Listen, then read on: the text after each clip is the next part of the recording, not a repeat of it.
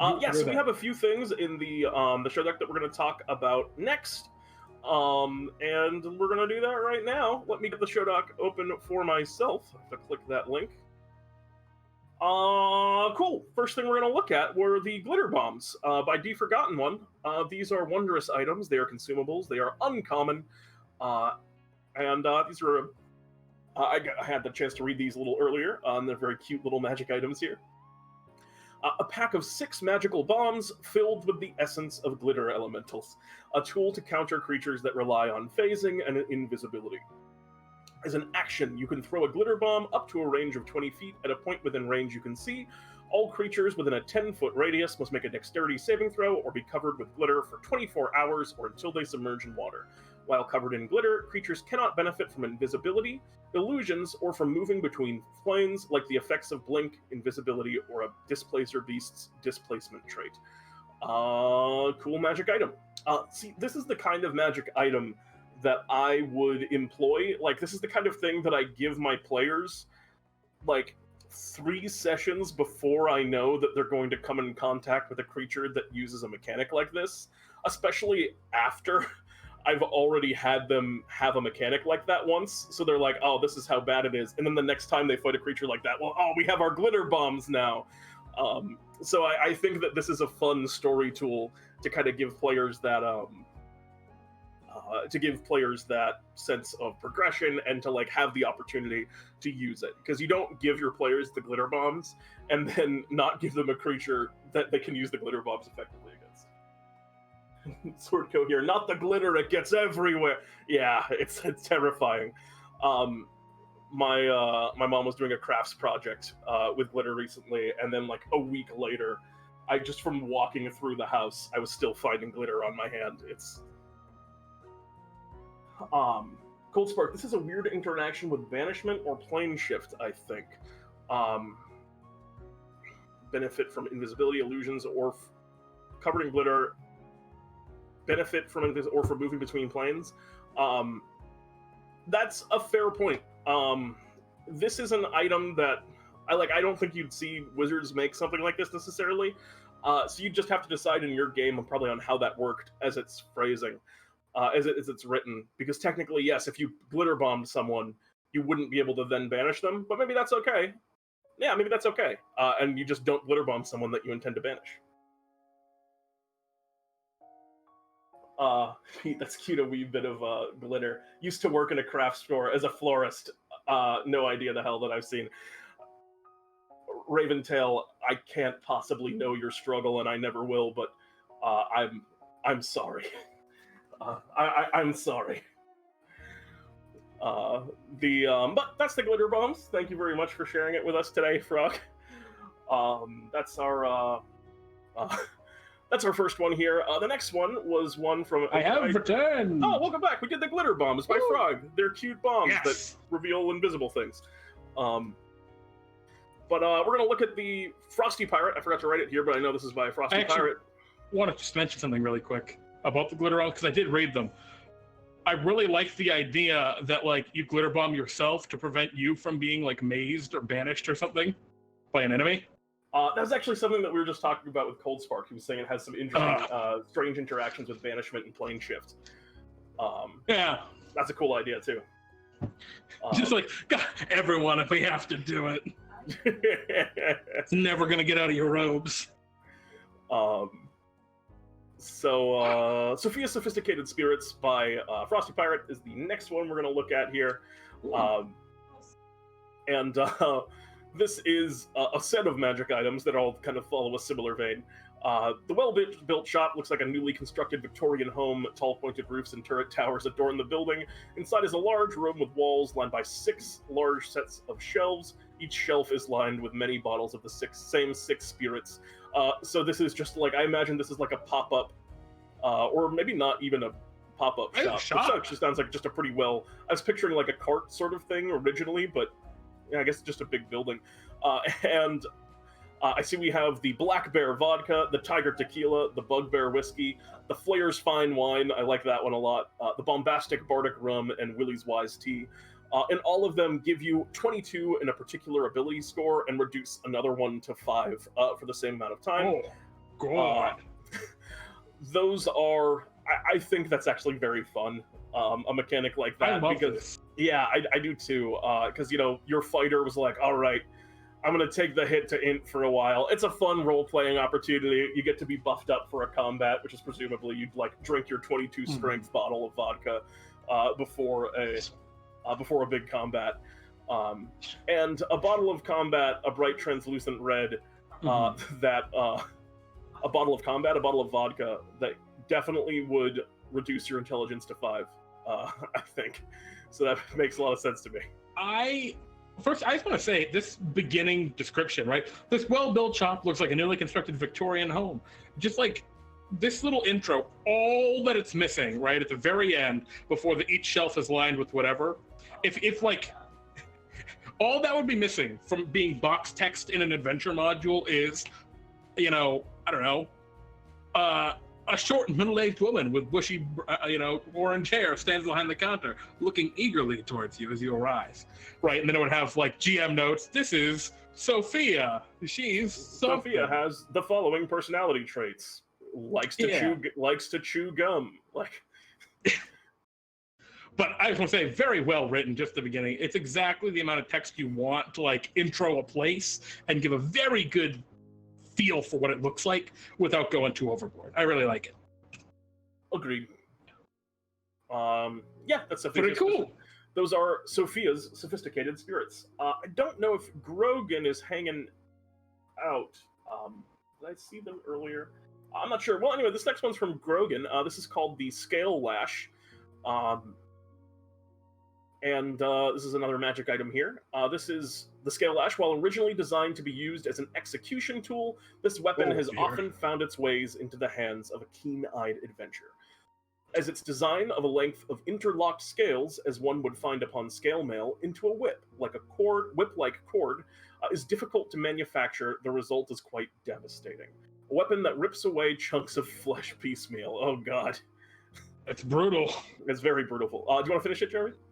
Yeah, this whip is a finesse weapon. On a hit, the creature becomes grappled for 2d3 turns, after which the grapple is broken.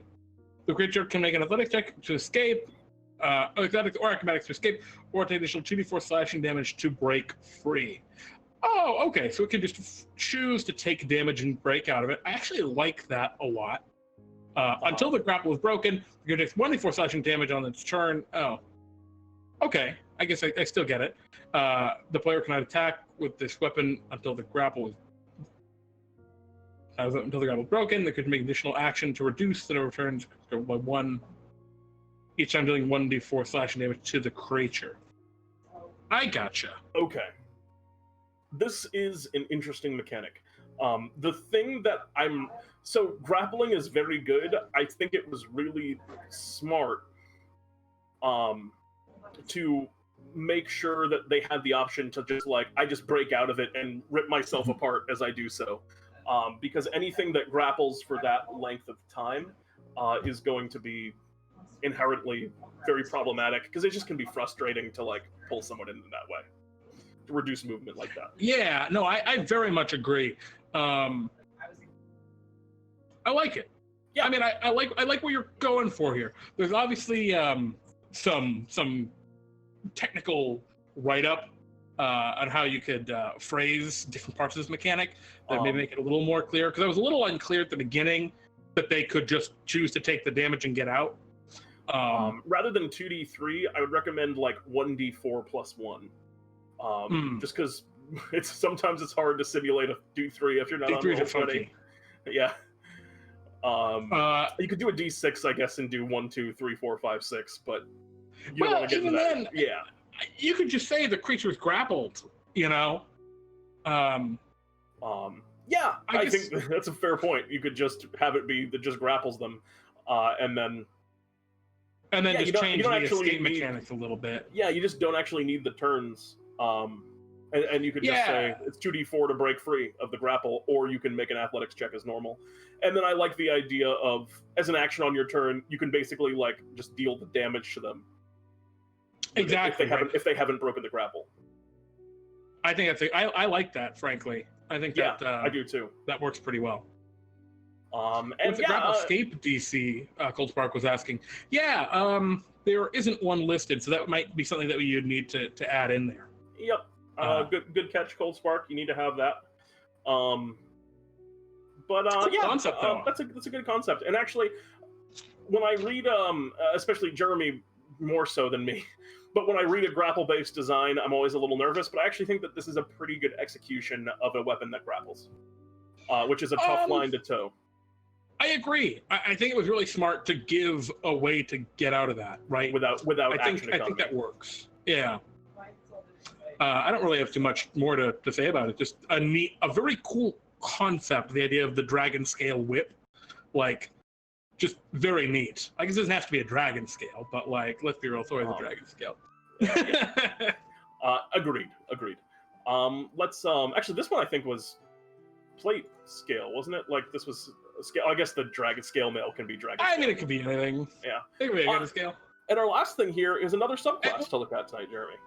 I was gonna say, and thank you so much, Grogan, for sharing. Thank you. It's always awesome when new people join in and share their stuff. So thank you so much. I know you've been hanging out for a while.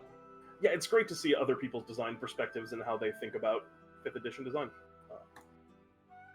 Yeah, and so this one here is a Druid circle submitted by Flipnote Vivasong. Another kind of new submitter tonight joined us for the subclass. Took on the challenge, yeah. The Druid Circle of Familiar Storms is the one here. And I'm excited. I want to read the little flavor because I really like the note that Flipnote wrote here, the story behind this.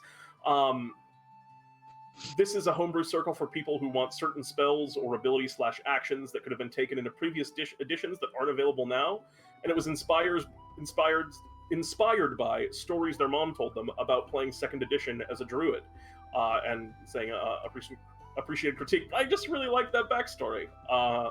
It's very exciting. Yeah. So I wanted to highlight that. But this is the familiar circle of familiar storms. Do you want to start it, Jeremy? I just want to, like, the thing that's so cool about that little thing, that little origin, is like the thing about D&D? That's exactly it. The thing about D&D is the stories and the experiences you have with your friends and that you remember, right, for a long time.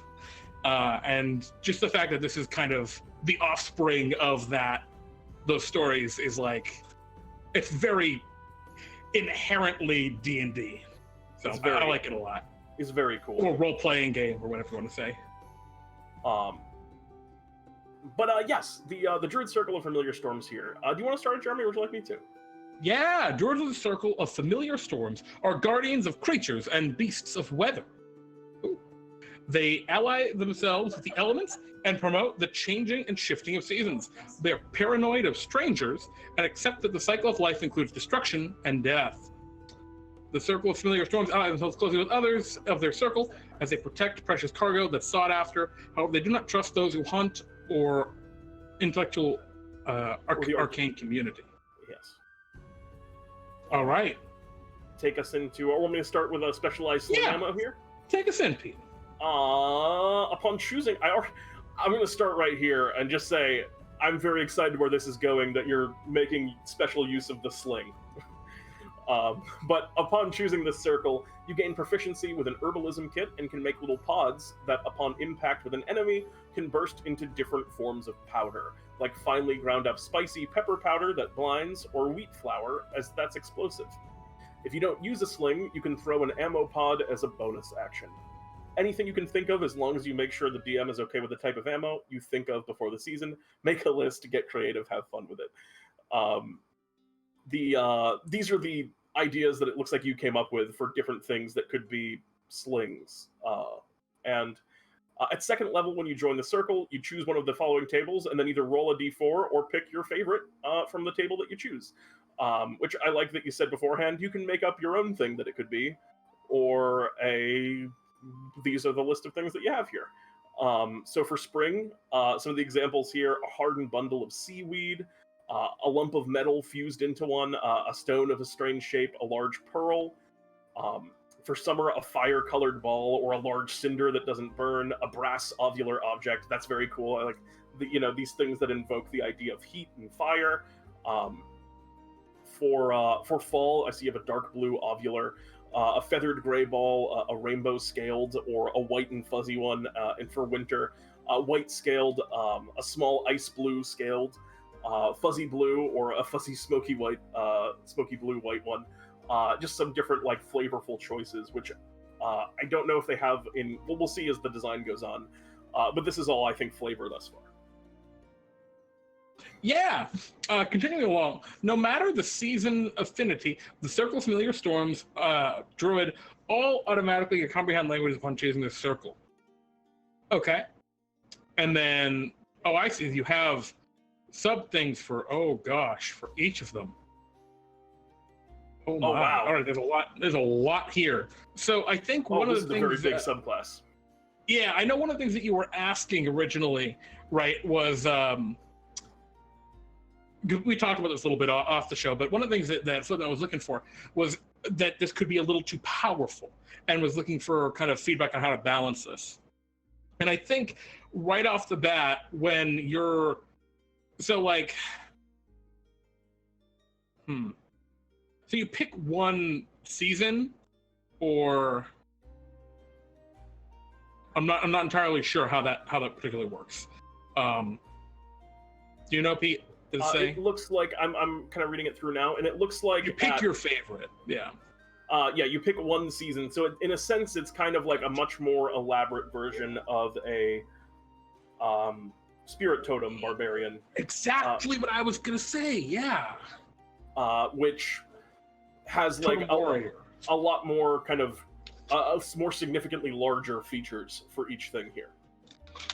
Yeah, that's what I would recommend looking at if you wanted to go this direction, where you keep the seasons and have each of the seasons have their different little sub features.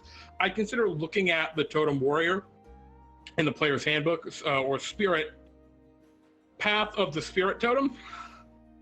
A Totem Warrior. I don't remember exactly what it is. I apologize. It's a Barbarian Primal Path, and yeah, I can't remember now that you said that has a similar breakdown. And maybe that's something to kind of compare against. So Spring. Druids feel the affinity with Spring, adapt to spells involving water and light. As part of the season of rebirth and renewal, healing spells are very important as well. However, sometimes things must burn if you want them to grow. So I think, yeah, let's keep walking. Water Bender. Spring Circle members, starting at second level, you can use spell slot to use water from the environment there as a malleable weapon. First level, a first level spell slot, the weapon can do 1d8. The weapon that the water makes can do 1d8 slashing damage, or it can be used to make a shield that can absorb one attack to put on standby for yourself for someone within 10 feet of you. You gain 1d8 for each spell level above first level to be used on damage, and the shield can take one more attack. Whoopsies! Didn't mean to click anything. Okay, so basically it seems like the concept you're going for here is kind of like the spiritual weapon spell, except you also have a kind of shield-like version. So I would look at the spiritual weapon spell and look kind of how that scales and use that, because that's exactly what this does, right? It conjures a weapon. In this case, it's a water weapon. Of water in this case. Yeah, in the case spiritual weapon, it's an invisible magical thing. And it does damage, you can make an attack. So I would look at the spell spiritual weapon for like the balance and the language to use with this kind of effect. In terms of the absorb attacks part, that is very, very powerful. It almost feels to me like you could use your spiritual weapon to like maybe give a bonus to armor class against an attack, and that destroys the weapon. Might be a cool way of handling that.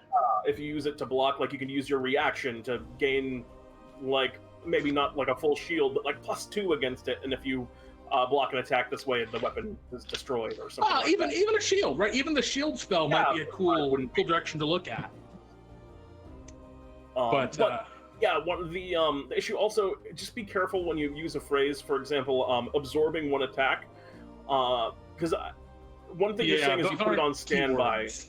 Yeah, which and by keywords, words that like have an inherent meaning in 5th edition. So you would want to like, I don't know what absorb means in the context of 5th edition and mechanics. So just be careful about using stuff that hasn't already been defined by 5e.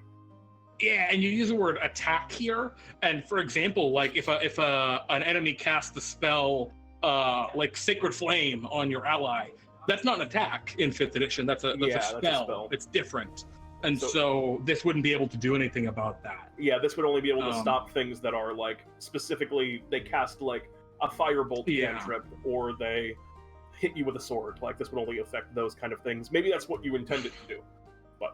Yeah, I'm not entirely sure. I know another example of something you could look at if you wanted. There's a wizard subclass called the War Wizard that has a spell called an ability called Arcane Deflection, which gives you a bonus to armor class and saving throws against an effect. So that would affect spells, and maybe that's the language you want here for that like protective aspect of the water. So those would be the kind of the places you'd look for the how to write those kind of effects in a way that does things in 5th edition. Cold Spark. Also, I think bludgeoning is more appropriate for water. I can kind of see slashing. I can see like the cutting water, but it just depends on the vibe for me. Yeah, I mean, typically you're right, Cold Spark. All water damaging spells in 5e so far do bludgeoning damage, but I can totally see a whip of water like doing, and actually I wonder what the Way of the Four Elements Monks water whip. God, Way of the Four Elements Monks, how long has it been since I've looked at you? Don't do it. Don't take it up. Where is water whip? Water whip also does bludgeoning damage. Okay. Yeah, well maybe. But yeah, I mean, I could see it either way. I'm not hung up about that, frankly. Yeah. But yeah, let's look at the circle spells. They get some circle spells here. I see you starting at 3rd level, which I think was because the druid starts at. No, those are. Yeah, that's typically how they work, actually, Pete. Do they not do first level spells? They don't. I hate it. But they should. They should. I've never played land. In a homebrew druid, also spores get these, so that's not just a land thing anymore. You can now officially give circle spells to other subclasses of druid without feeling like you're breaking it. But in my homebrew druid subclass that I'm working on right now, I gave them first level spells. Yeah, I did. So it says at 2nd level, and then at 3rd, 5th, 7th, and 9th. It looks horrible. It makes me hurt inside, but I did it. You could just say 1st level, but you don't get the subclass, so you don't get access to it. No, that's not how they can't do that. But why? Either way, let's look at these lists. Pete. Prayer of Healing and Melf's Acid Arrow. Love them. Yep, great. Water Breathing and Water Walk, excellent. Control Water and Sunbeam. I think that's going to play into what you're doing with the 6th level feature here for Spring. And then Conjure Elemental and Flame Strike. Flame Strike. That's definitely not what I was expecting. But it's interesting. I'm looking forward to seeing kind of once we see the greater context here. I guess it kind of plays into light with the Radiant Fire mix. I think you might have missed something. Sunbeam is a 6th level spell. Oh, I read it as Daylight when I heard it. Yeah, I think maybe that's what you meant. Yes. But even that's not a 4th level. So I think I'd look at that. No, Daylight's a 3rd. Maybe it is a 4th. No, Daylight's no, it's a 3rd level, I think. Yeah. I'd look at these. It's confusing. It's the 7th level of the Druid, but it's a 4th level spell. The rest of these 5th are all edition. Why? Correct. The rest of these are all correct. It's just Sunbeam. Yeah. All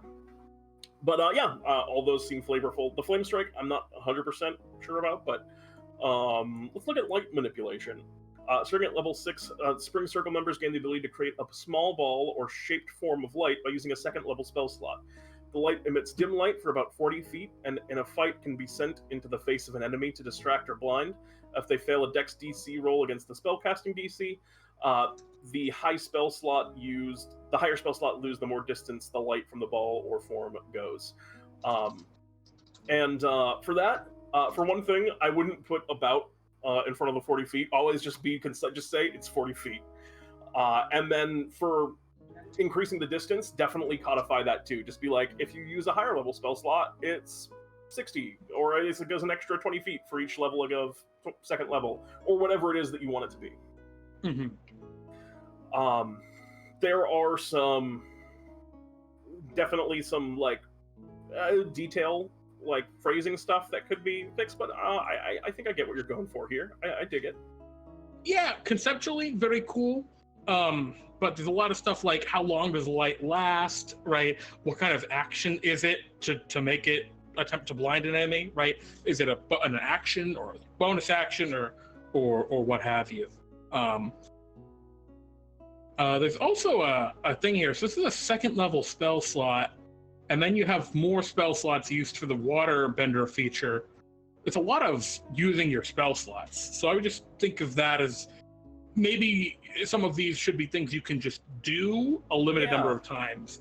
I would look at the cleric, the war cleric gets a feature at 3rd level that lets it make an extra attack a number of times equal to its wisdom modifier. And that last little paragraph where it says you can use feature number of times equal to your wisdom modifier, that's the kind of language you might want to steal and just plop onto light manipulation. Agreed. So you can do this a certain number of times rather than using your spell slot or something along that line. Absolutely. So that's the summer one. That's the spring one. We're going to the summer one now. And we'll probably move through these next ones a little bit quicker in less detail. I see there's actually some similarities in the design here, which is this one also lets you make a fire weapon instead. But instead of the absorbing attacks, this one lets you do a distraction. If they fail, can be used to cause a distraction for any one enemy within a 20-foot radius, or give the enemy disadvantage on their next roll upon a failed wisdom saving throw. And then you can extend the distance by. So I see you're doing that thing here. If you do a higher spell range, you can expend the distance by 10 feet. I would definitely take a similar approach for the thing that you have above, if you want to go that direction.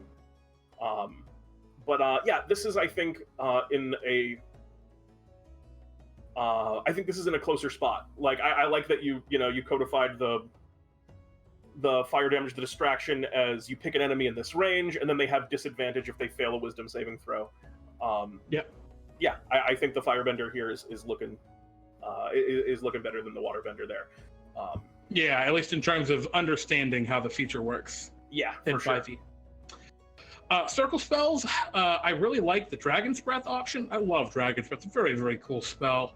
The Vampiric Touch and the Shadow Blade are really dark takes for me. I get it, but it's very dark take. I really like the Conjure Elemental being on both spell lists, and I suspect we're going to see it on all of them. So I like that cool through line. That is cool. A thing that I would even consider doing is you could even put on it like you have to conjure the elemental that's appropriate for the element that you do. Ooh, so you could do like parentheses fire. Yeah, parentheses fire, or for winter earth, or whatever winter ends up being, or for each of them, if that's the direction that you end up going. And then darkness manipulation. Starting at 6th level, summoner circle members gain the ability to make a room or a 5-foot radius not centered on you become darker or blind enemy if they fail a con save against spellcasting DC by expending a 2nd level spell slot. At higher level spell slots, the radius circle can be bigger and more enemies can be targeted. Okay, so yeah, like you were saying earlier, this needs to be kind of codified, right? 1 extra target for each level above 2nd, as an example. Yep. And make a room. Yeah, like a room is not a mechanical term in 5e. I get where maybe you were going for, but there's so much ambiguity. Like, is a cavern a room? Yeah, and the way that you want to correct this is just the best way to find it is one, if you're looking for a term to describe something, definitely for one thing, the workshop's an awesome resource for that, because definitely a lot of people will help you bind that in. But you can also just look at a lot of the existing subclasses and things like that and find language that kind of sums up what it is that you're trying to get across here. Yeah, and Coldspark was saying that he disagrees on limiting the types of the spell for Conjure Elemental, especially if it's going to be a circle spell. As an ability, you could do it, but as a circle spell. And yeah, I agree, Coldspark. It would definitely be defying convention to do that. The question is it worth defying convention for the sake of this flavor? Design? And maybe. But I get where you're coming from for sure. Yeah, I do as well. I would do something like that, but I can see why people might not be as into that. Like that works for me, but Yeah. I just wanted to point that out there because like I guess something that Pete and I don't say often enough, but we should reiterate here. These are ideas that that we're putting out there. These are our kind of thoughts. They're the be all end all, and hell, they aren't even necessarily correct. It's just this is our take on how we would do things based on our experiences, and every single other person who plays D&D has just as legitimate preferences as we do. For sure, we definitely speak in a tone as if to say this is what you should do. Yeah, but that's not true necessarily. It's always exactly. It's always advice, and that's all. Exactly. There's no right or wrong when it comes to, hey, I'm gonna play this in my game, right? Or I'm gonna, one of my players is gonna play this thing I made. This is everything here is perfectly fine as it is. If you're running it and you made it, and one of your players is going to play it, and your player understands what you have in mind and what your thought process is. This might be, exactly. So, like, our context is just, for a greater audience that doesn't have your understanding, how you would flesh it out a little bit more. Talk about Fall, Pete? Yeah, let's talk about Fall. Fall, they get the lightning weapon. Oh, I'm so happy. And they get to make a staticky terrain that makes it a little harder to move for 2 rounds upon a failed Constitution saving throw. And you gain, and it increases the damage or the duration. In this case, increasing the length of time for limited movement by 2 rounds per spell slot. Good to bind it to 2 rounds. The phrase that you would use for make it more difficult, it's actually, we're very close, staticky terrain. You just call that difficult terrain is the official keyword in 5e. So you almost had it just with instinct. That would be the term to use to describe that, difficult terrain. And that just makes it so people do half move while in an area of difficult terrain. You'd also want to say how big that area is and like where it's placed. Exactly. Is it like 10 feet around the person that you put it on, or where you decide to put it? There's just keep that in mind, that's a thing that you'd want to specify. Yeah, some specificity. Do you want to do wind manipulation? Yeah, I just wanted to say on the spells, I really love the spell Dust Devil. Like, I personally really like it. That's an awesome choice. So that's all I got. And again, the Conjure Elemental through line is nice. Wind manipulation. False Circle members gain the ability to change the direction of the wind by using a little spell slot as a bonus action, thus allowing them to change the wind and gain advantage on ambushes or using ranged weapons. At higher levels, the wind can be increased to allow for pushing enemies or projectiles 1 feet per level. So I would really look at the spell Gust as a cantrip, Gust of Wind as a first level spell, and I believe, oh goodness, what is the Warding Wind, which I believe is a second level evocation. Nice pull. Warding Wind's a rare spell. As things that do what you want to do, right? Warding Wind makes it hard for projectiles to go. Gust of Wind pushes creatures.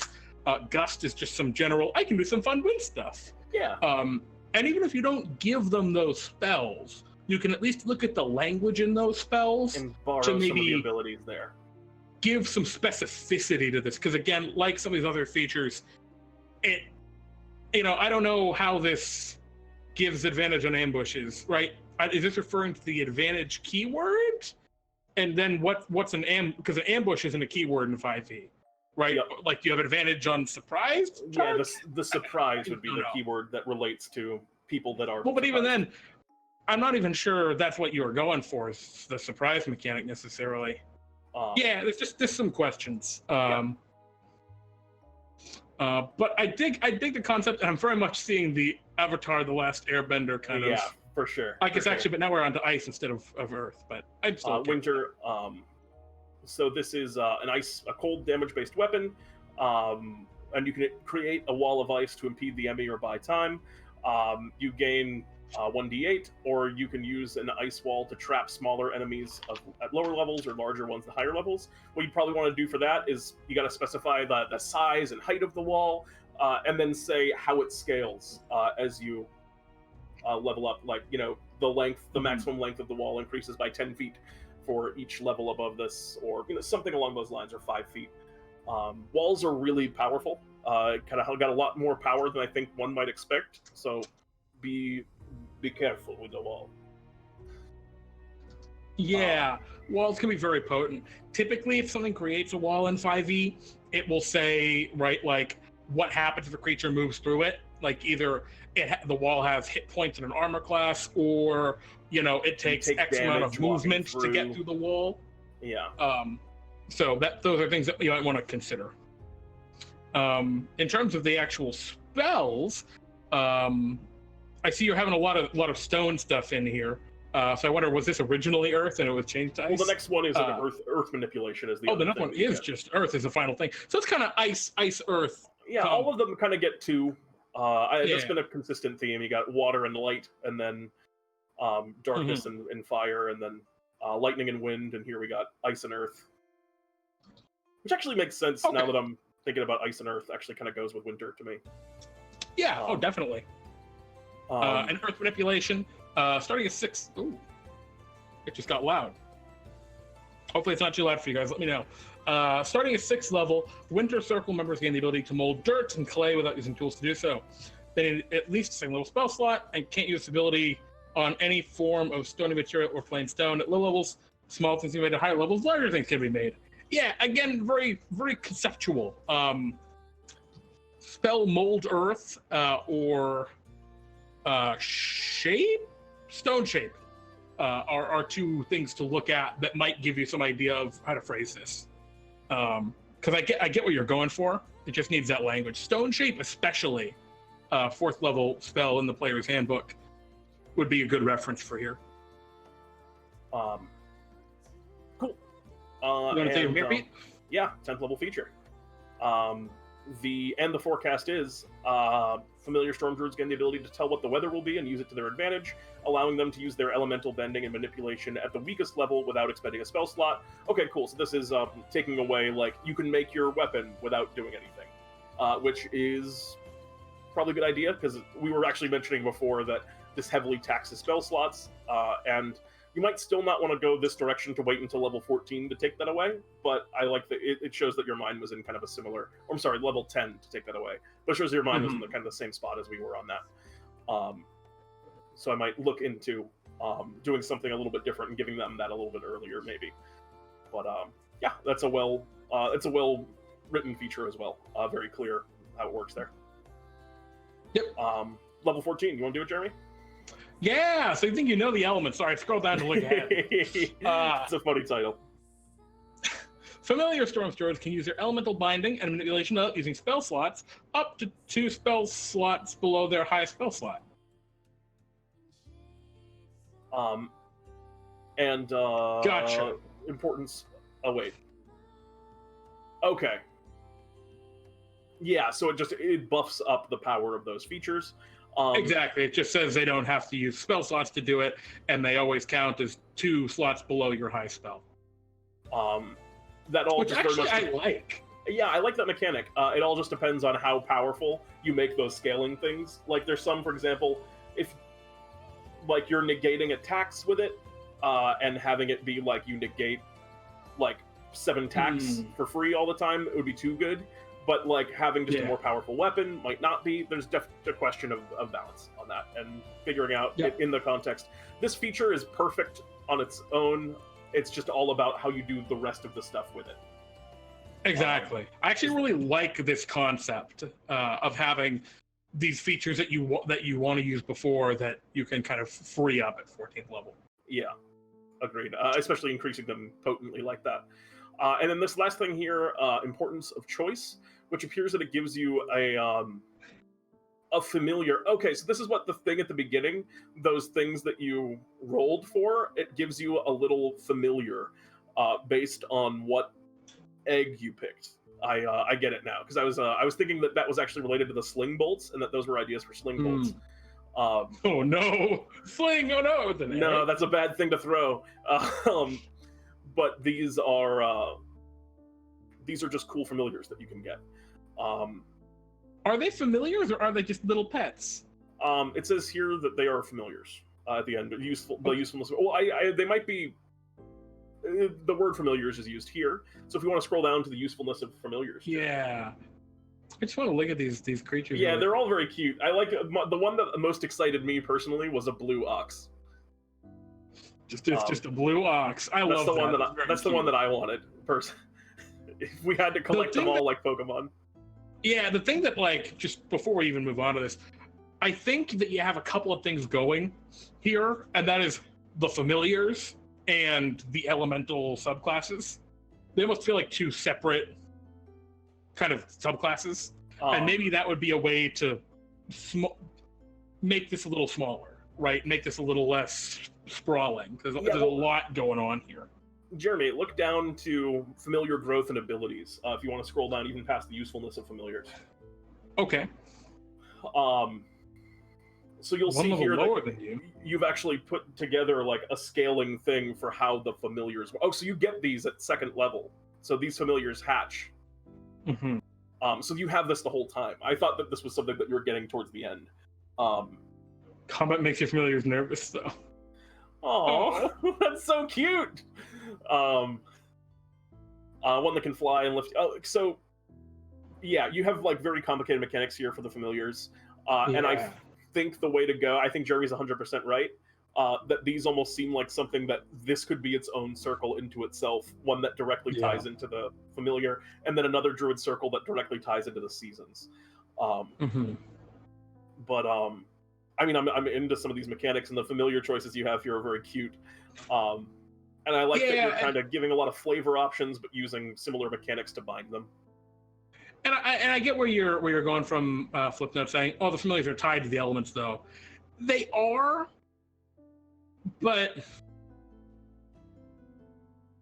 I think the key word is like they're tied to some elements somehow, right? Like there's a way that they're tied to the elements, but they aren't intrinsically. You know, you can have each separately, and there's a lot going on here. And when there's a lot going on in a class, you get to the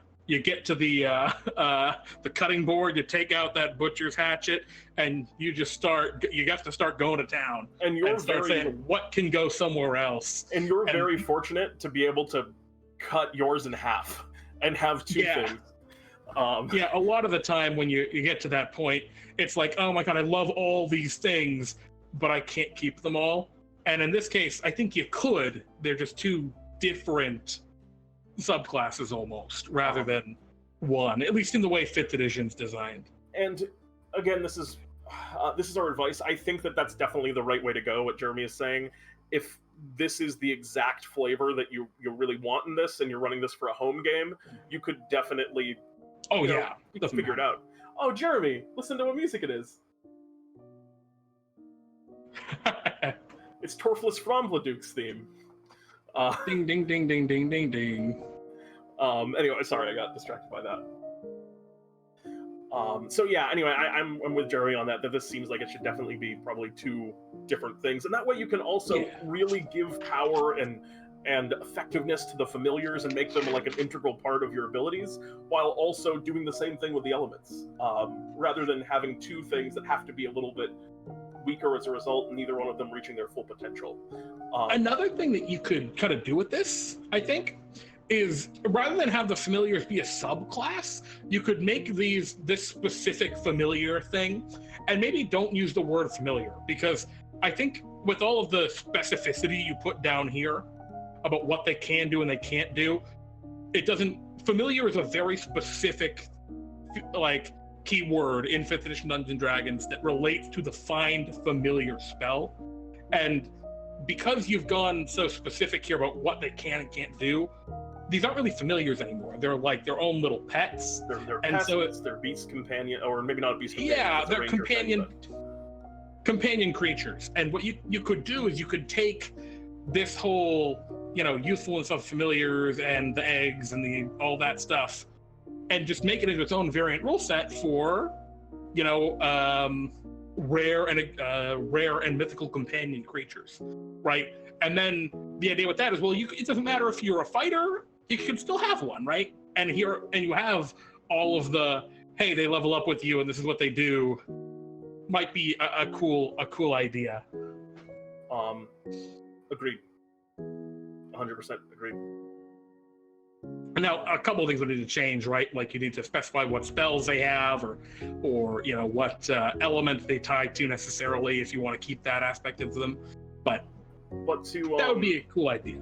To kind of pare down our advice, like I think the biggest piece of advice that we could give you on this for the whole is going to be involving paring it down. Because 9 pages is very long for a subclass as a rule. Usually you expect, you expect a page to 3 is the 3 is a very long one. The best place I think to look for that is going to be that Totem Warrior Barbarian. Checking out the design there. Well, and even then, I think the framework you have here, right, of having these 4 different subclasses, 4 sub-subclasses, and them each having their own very similar breakdown, I think that actually works really well. Yeah, I agree. But it's the point where, you might not even need to look at the Totem Warrior so much. I know one of the things you were really concerned about was the balance of it. And before you can even begin to consider the balance of it, you need things like the radius of the circle is bigger and more enemies can be targeted. You need that to be hammered out. It needs to be set in stone. It needs to have numbers to it before you can worry about the balance. Because you can't look at the balance of the thing as a whole with so much that's kind of up in the air. Yeah, a little bit more ambiguous. You need those very specific things to adjust the balance. Like, that's where you'll adjust the balance, is on those specifics. But I think that this is a really cool concept. I love a seasonal druid. A seasonal druid is something that I've also wanted to do a similar thing. Not quite maybe the direction you went with the familiars, but like I've had seasons druid in the back of my mind, and you beat me to the punch on this one, and I really like a lot of the directions that you took it. I really like the little salamander, or the storm fox. One of their mothers gonna want a storm fox. I want a blue ox, man. I'm telling you, that's the one. That's the OP one. It's very cute. But thank you so much again for sharing. We really appreciate you guys taking the time and really having the guts to share your stuff, because it's hard, right? It's really hard to like open up your heart and share these things that are really, you love. And if you have more questions, and anyone has questions, feel free to add me in the workshop and let me know, and what you're working on, because we always love to help you and see if we can offer some advice when we can. Absolutely. All right. Well, thank you again, Slipknot. We really appreciate sharing. Thank you so much. All right, guys. A blue ox is a ref to Babe, of course. I believe of Paul Bunyan fame.